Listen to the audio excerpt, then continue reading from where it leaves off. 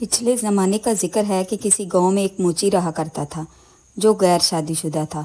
वो दिन भर लोगों के जूते सिलाई करता और उसे जो पैसे मिलते उसे अपना गुजर बसर चलाता।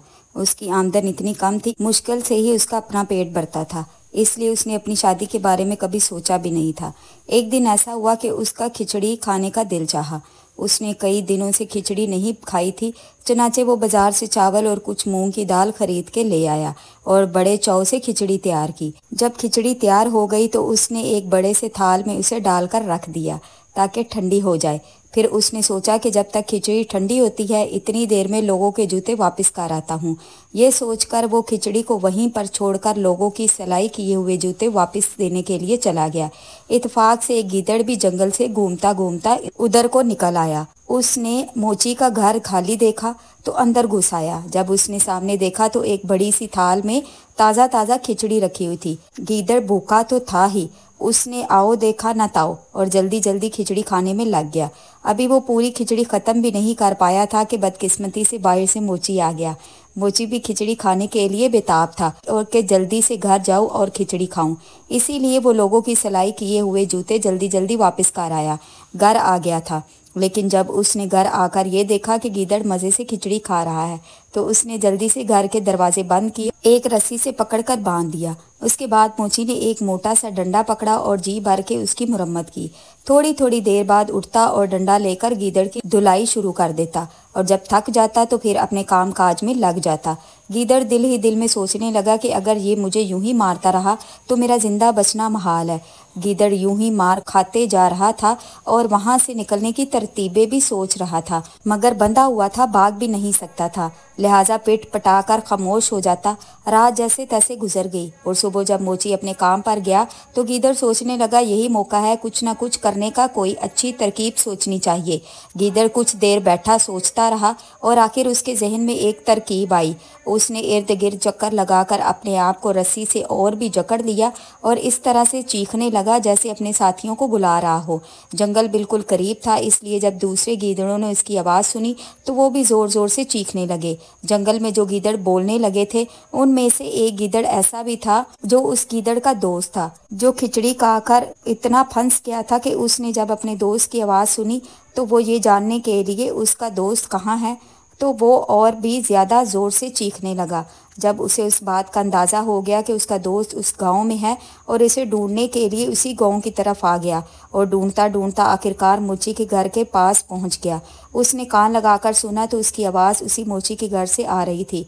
उसने अंदर जानकर देखा तो उसका दोस्त रस्सियों से बंधा हुआ था। वो जब उसके करीब पहुंचा तो उसने अपने दोस्त से पूछा, क्यों दोस्त, तुम यहाँ पर क्या कर रहे हो और तुम यहाँ पहुँचे कैसे और रस्सियों से बंधे हुए क्यों हो? गीदड़ की इस कदर पटाई हो चुकी थी कि उसका सारा जिस्म सूज चुका था और इस वजह से वो बहुत मोटा ताज़ा दिखाई दे रहा था। जब उसने अपने दोस्त को अपने पास देखा तो उसने अपने दर्द को छुपाने के लिए बेकदर मुस्कुराहट के साथ कहा, हम तो ऐश कर रहे हैं दोस्त, तुम तो जंगलों में मारे मारे फिरो। दूसरे गिदड़ ने जब उसे देखा तो वो वाकई ही मोटा ताज़ा मालूम हो रहा था। उसने उसे सवाल किया, फिर भी तुम हमें बताओ कि तुम्हें ये कामयाबी कैसे मिली, रस्सियों से बंधे हुए क्यों हो? गीदड़ ने बड़ी चालाकी और होशियारी से काम लेते हुए कहा, मैं तुम्हें ये राज बताने के लिए तैयार हूँ, मगर इस शर्त पर। वो क्या, मुझे जल्दी बताओ, दूसरा गीदड़ कहने लगा। वो शर्त यह है कि तुम किसी को हरगिज नहीं बताओगे। तुम मुझसे वादा ले सकते हो कि मैं किसी को नहीं बताऊंगा।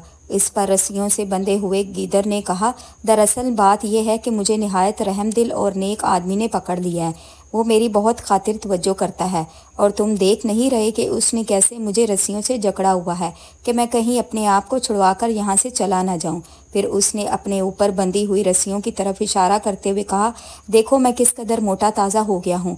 वो आदमी मुझे हर रोज़ हलवा पूरी खिलाता है। दूसरा उसकी बातें सुन रहा था और दिल ही दिल में सोच रहा था कि काश ये मौका मुझे भी मिल जाए। हलवा पूरियों के नाम से उसके मुंह से पानी आ चुका था।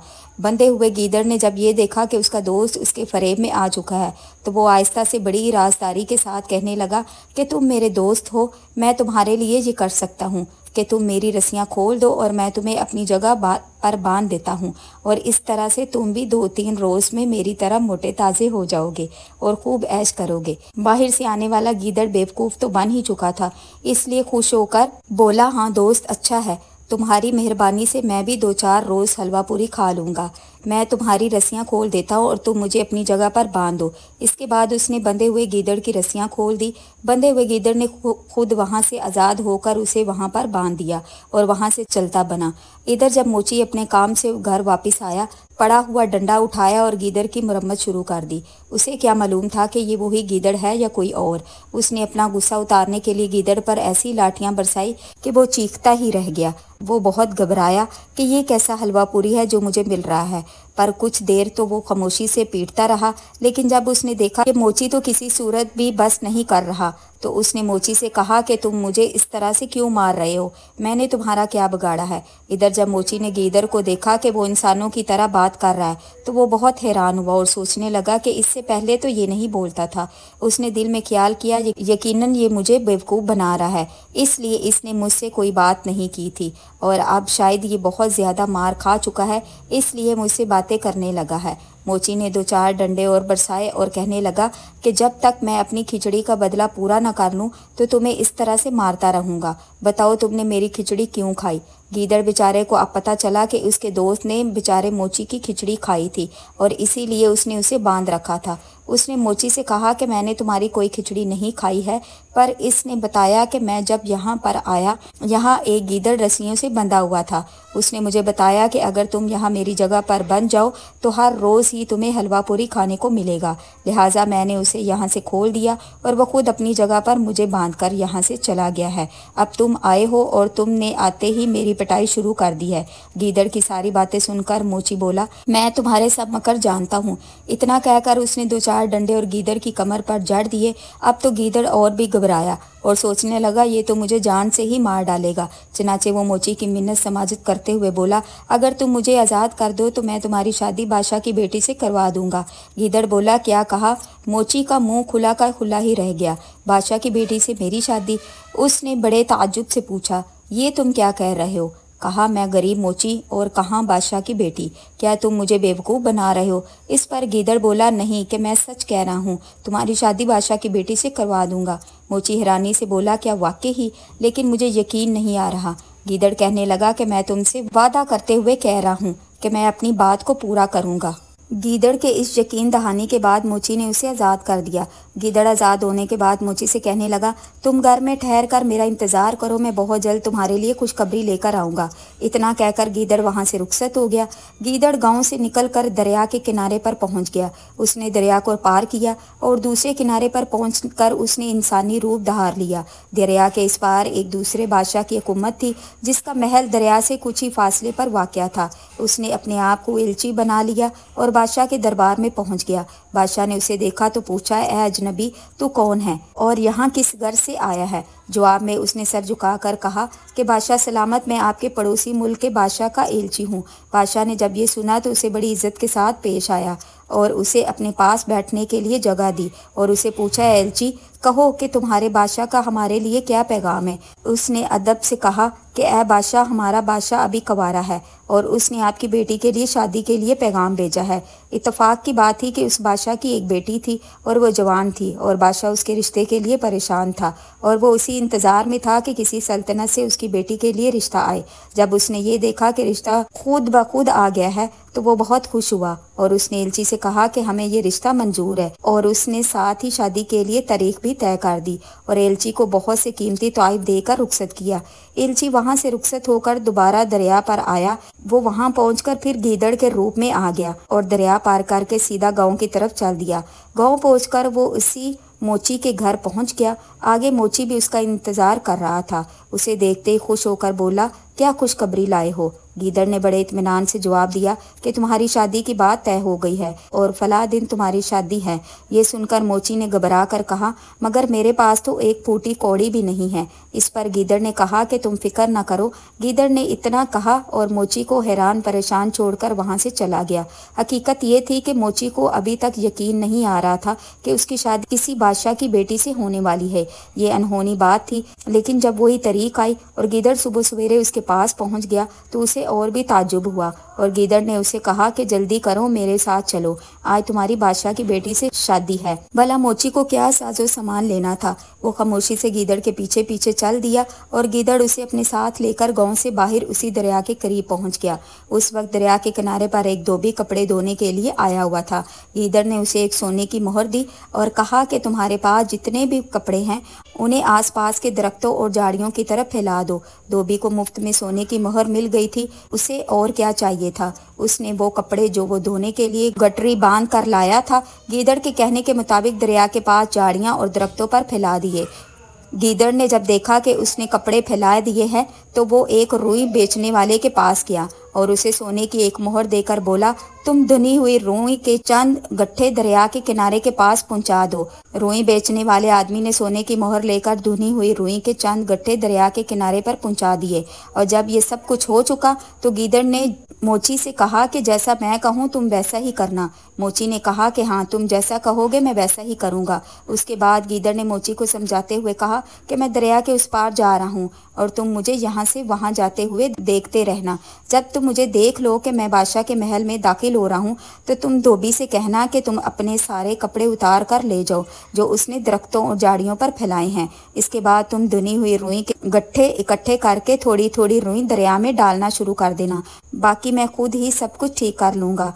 गीदड़ मोची को ये हिदायत देकर वो दरिया में तैरना शुरू हुआ। दूसरे किनारे पर पहुंच गया। दूसरे किनारे पर पहुंचकर उसने फिर से एलची का रूप धार लिया और बादशाह के महल की तरफ चला गया। दूसरी तरफ बादशाह शहजादी की शादी करने के लिए पूरी पूरी तैयारियां करके बैठा था और शाही बारात का मुंतजिर था। इसी इंतजार में महल की छत पर खड़ा था। उन्हें देखकर बादशाह को यूं लगा कि जैसे बारात के दरिया के उस पार पड़ाव डाल रखा है और यहाँ पहुँचने वाली है और वो इसी इंतजार में बैठा था। गीदड़ जैसे ही एलची के रूप में बादशाह के महल में पहुंचा, पीछे मोची ने गीदड़ की हिदायत के मुताबिक धोबी से कहा कि वो जल्दी जल्दी अपने सारे कपड़े दरख्तों और झाड़ियों पर से उतार ले।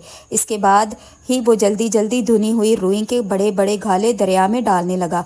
दरिया में रुई के गाले डूबते तैरते दूर से इस तरह से मालूम हो रहे थे कि जैसे बड़ी बड़ी कश्तियां दरिया में डूब और तैर रही हों। इधर एलची जैसे ही बादशाह के महल में पहुंचा तो उसने रोना धोना शुरू कर दिया। उसे इस तरह से रोता पीटता देखकर बादशाह बहुत परेशान हुआ और उससे पूछने लगा कि तुम्हें क्या हुआ और शहजादी की बारात कहाँ है। बादशाह सलामत बहुत बुरा हुआ। हमारा बादशाह बारात के साथ दरिया को पार कर रहा था कि ज़बरदस्त किस्म का तूफान आ गया। तमाम साजो सामान, अमीर व वजीर, रिश्तेदार और फौज के आदमी कश्तियां समेत ही डूब गए। बादशाह ने कहा कि हमारा होने वाला दामाद कहाँ है, क्या वो भी डूब गया है। बादशाह ने परेशान होकर पूछा। इस पर एलची ने कहा कि बादशाह सलामत, खुशकिस्मती से मैं और बादशाह ही बचे हैं और वो भी तन के कपड़ों के साथ, और बादशाह सलामत का तो लिबास भी फट गया है। एक गरीब आदमी से कपड़े लेकर उन्हें पहनाए गए हैं मगर वो इस वक्त कहाँ हैं। बादशाह ने परेशान होकर पूछा तो एलची ने बताया, हजूर इस वक्त वो दरिया के किनारे पर तन्हा बैठे हुए हैं। ये सुनते ही बादशाह ने अपने वजीरों और सिपाहियों को हुक्म दिया कि वो अभी जाएं और पूरी शान शौकत के साथ हमारे होने वाले दामाद को महल में लाएं। हुक्म की देर नहीं थी कि उसी वक्त फौज के सिपाही मोची को लेकर महल में पहुंच गए। उस वक्त तक धोबी अपने सारे कपड़े समेट कर जा चुका था और रुई के बड़े बड़े गाले दरिया में डूब चुके थे। सिर्फ मोची हैरान परेशान दूसरे किनारे पर बैठा ये सब कुछ देख रहा था। इसके बाद मोची को कश्ती के जरिए दरिया पार करवाया गया और बड़ी शान शौकत के साथ बादशाह के महल में पहुंचा दिया गया। जब बादशाह ने अपने होने वाले दामाद को जिंदा पाया तो उसे देखकर बहुत खुश हुआ और इस तरह से शहजादी और मोची की शादी बड़ी धूमधाम से कर दी गई। शादी के बाद एलची ने बादशाह से कहा कि आलमपना, अगर इजाज़त दे तो एक बात अर्ज करूं। बादशाह बोला, ज़रूर कहो, हमारी तरफ से इजाज़त है। एलची ने बड़े अदब के साथ कहा, आलमपना, आपके दामाद का सब कुछ लुट चुका है। माँ बाप, रिश्तेदार, अमीर, वजीर सब डूब गए हैं और अब वो बिल्कुल तन्हा रह गया है और पीछे खबर नहीं कि महल पर भी किसी ने कब्जा कर लिया हो, क्योंकि बारात की तबाही की खबर पीछे पहुंच चुकी थी। इसलिए उनका वापस जाना बेकार है। क्यों ना उन्हें यहीं पर रुकने के लिए मजबूर किया जाए। इत्तेफाक से बादशाह पहले ही ऐसे सोच रहा था। बादशाह की एक ही बेटी थी और वो उसे बहुत प्यार करता था। उसे एलची की ये बात बहुत पसंद आई। उसने दिल में सोचा कि इस तरह उसकी बेटी भी उसकी नज़रों के सामने रहेगी और मुझे भी सल्तनत में मेरा हाथ बटाने वाला मिल जाएगा। उसने एलची से कहा, क्या हमारा दामाद इस बात को मान जाएगा। उसने कहा, हजूर, ये आप मुझ पर छोड़ दें, मैं उन्हें राज़ी कर लूँगा। बादशाह खुश था कि अब उसकी बेटी उसकी नज़रों के सामने ही रहेगी। चुनाचे मोची को वहीं पर एक महल दे दिया गया, जहां मोची शाही शान शौकत के साथ वहां पर रहने लगा। चंद रोज़ तक गीदड़ भी वहीं पर एलची के रूप में उसके साथ रहा। फिर एक रोज़ मोची से कहने लगा कि देखो, मैंने तुमसे जो वादा किया था उसे पूरा कर दिया है, अब मुझे इजाज़त दो ताकि मैं भी अपने साथियों से जा मिलूँ। मोची ने उसे बहुत रोकना चाहा, लेकिन वो ना माना और रुखसत होकर एक बार फिर अपने असली रूप में आकर अपने दोस्तों से जा मिला। अगर वीडियो अच्छी लगी हो तो कमेंट्स में अपनी राय का इजहार ज़रूर कीजिएगा। हमारे चैनल को सब्सक्राइब कीजिए। वीडियो देखने का बहुत बहुत शुक्रिया।